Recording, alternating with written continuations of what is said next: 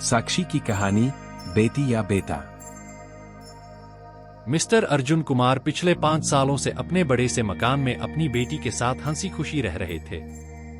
उनकी उम्र अब 60 को पार कर चुकी थी और बेटी साक्षी अब 28 की होने को थी।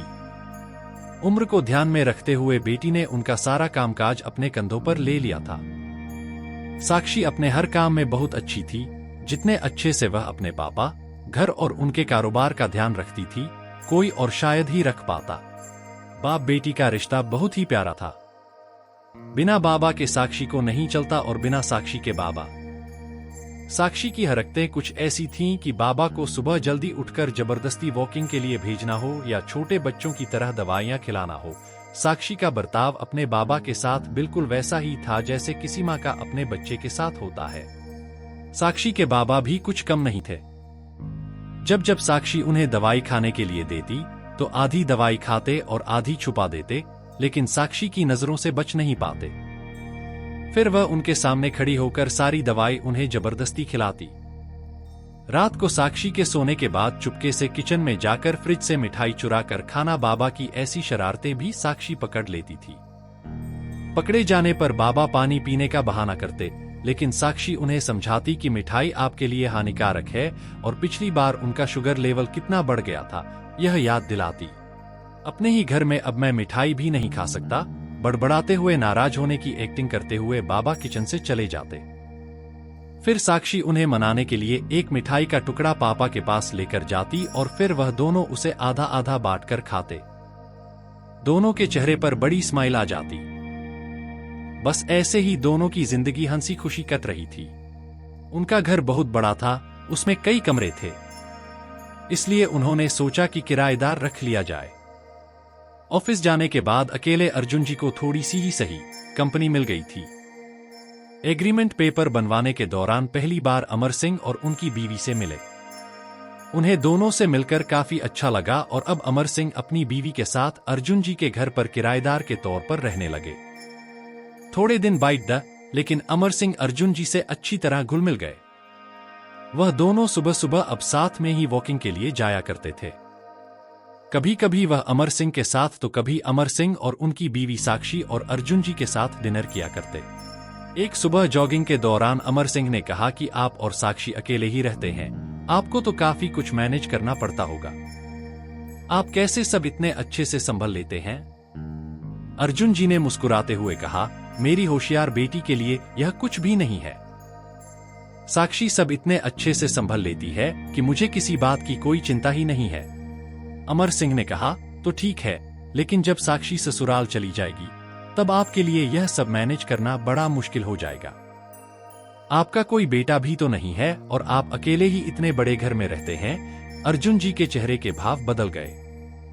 अमर सिंह से कुछ कहना चाहते थे लेकिन नहीं कहा और बात बदलने के लिए उनसे पूछा, फिर वह सब जाने दीजिए, आपके कितने बच्चे हैं? अमर सिंह ने छाती चौड़ी करते हुए कहा, मेरे 2 बच्चे हैं, दोनों ही लड़के। अपने घर लौट आए। कुछ दिन बाद अर्जुन जी ने अमर सिंह को अपने साथ खाने के लिए बुलाया क्योंकि अमर सिंह की पत्नी किसी काम से बाहर गई थी और वह अकेले थे। अमर सिंह, अर्जुन जी और साक्षी डाइनिंग टेबल पर बैठकर खाना खा रहे थे। पहला निवाला खाते ही अमर सिंह ने खाने की तारीफ करते हुए कहा, साक्षी बेटा, तुमने आज खाना बहुत अच्छा बनाया। साक्षी उनसे कुछ कहना चाहती थी लेकिन अर्जुन जी ने उसे रोक लिया और बात बदलने के लिए साक्षी से पूछा, कारोबार कैसा चल रहा है, कोई दिक्कत तो नहीं? कारोबार की सारी जानकारी और स्थिति अपने पापा को बताई, जिसे अमर सिंह भी सुन रहे थे और वह प्रभावित होकर बोले, साक्षी बेटा, मानना पड़ेगा जिस तरह से तुम सारा कारोबार संभाल रही हो, तुम अर्जुन जी बेटी नहीं, बेटा हो बेटा। अब अर्जुन जी से ना रहा, उन्होंने कहा, पता नहीं क्यों आप सभी लोग बेटी को बेटे के साथ कंपेयर करते हो। ऐसा एक भी काम या एक भी फील्ड बताइए जिसमें बेटियों ने अपना नाम ना बनाया हो।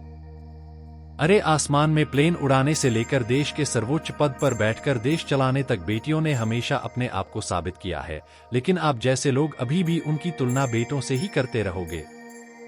होते होंगे बेटे सबके लिए ज्यादा इंपॉर्टेंट, मेरे लिए तो मेरी बेटी ही सबसे बढ़कर है और मैं यह फक्र से कह सकता हूँ जो मेरी इस बेटी ने मेरे लिए किया है।